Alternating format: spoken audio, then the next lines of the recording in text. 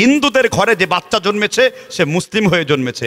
এই জন্য কবি বলেছেন, মাগরিবি কি ওয়াদিয়া মে গূঁদি আদান হামারি থমথা না থা কিসি সে।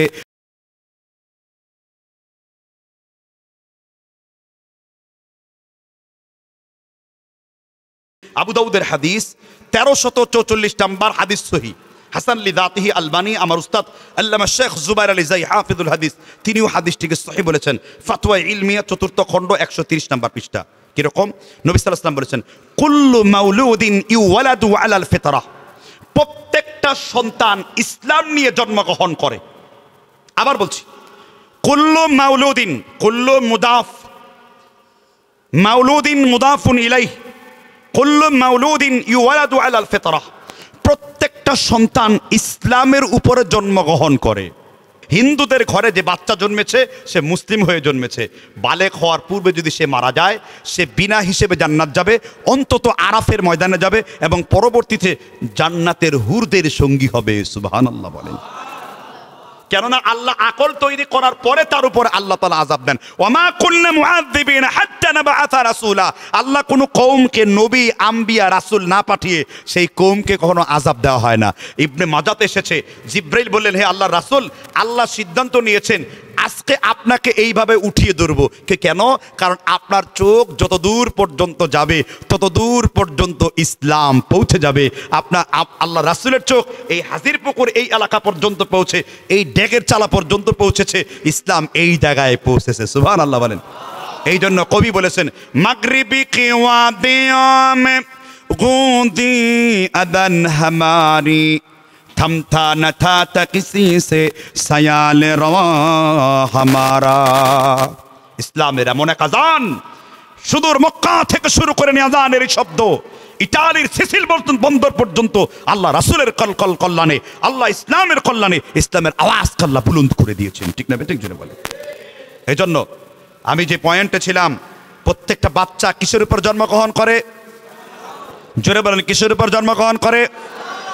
এরপরে আল্লাহর নবী গুরুত্বপূর্ণ কথা বলেছেন, ইহুদি হয় পিতামাতার কারণে, নাসারা হয় পিতামাতার কারণে, খ্রিস্টান হয় পিতামাতার কারণে, মাজুস অগ্নি পূজারী হয় পিতামাতার কারণে। আপনার আমার এলাকায় বাপ সন্তান যখন জন্ম হয় তাকে প্রথম দিন থেকেই ইহুদিদের প্রশিক্ষণ দেওয়া আছে না নাই? কিভাবে উদাহরণ দেব নাকি? আমার ভাই সুন্দর বক্তব্য দিয়েছেন। সন্তান বড় হয়েছে, তাকে সর্বপ্রথম কি শিক্ষা দেবেন? কোরআন না।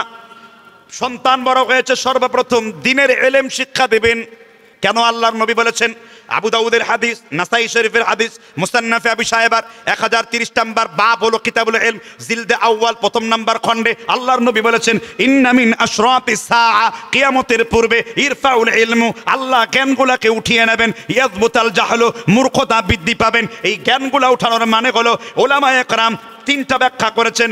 এর মধ্যে একটা ব্যাখ্যা হলো ইসলামের শিক্ষাকে মানুষ অভিসম্পাদের শিক্ষা মনে করবে। আমার এলাকায় অনেক মানুষ আছে মাদ্রাসায় পড়বে, কানা কানা ল্যাংরা ভেঙ্গুর শয়তানের লেঙ্গুর, তাদেরকে মাদ্রাসায় দিয়ে দাও। আর যেই ছেলেটা অত্যন্ত মেধাবী, দেখতে সুন্দর, তাকে স্কুল কলেজে পাঠিয়ে দাও। এখন স্কুল কলেজে পড়লে তো আদব শিখতে পায় না, কারণ মাদ্রাসার মধ্যে আদবের জিন্দিগি। ঠিক না বেঠিক জুড়ে বলেন?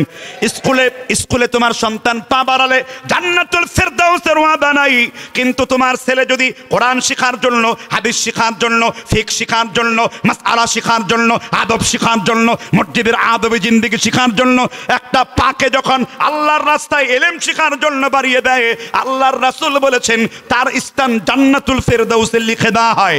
সুবহানাল্লাহ বলেন। দলিল তিরমিজি শরীফের 41 নম্বর হাদিস, মান সালাকা তারিকান ইয়ালতামিসু ফীহি ইলমান সাহালাল্লাহু লাহু তারিকান ইলাল জান্নাহ। কেউ যদি ইলম অর্জন করার জন্য একটা পাকে আল্লাহর রাস্তায় বাড়িয়ে দেয়, আল্লাহ তার জন্য জান্নাতের রাস্তাকে সহজ করে দেন।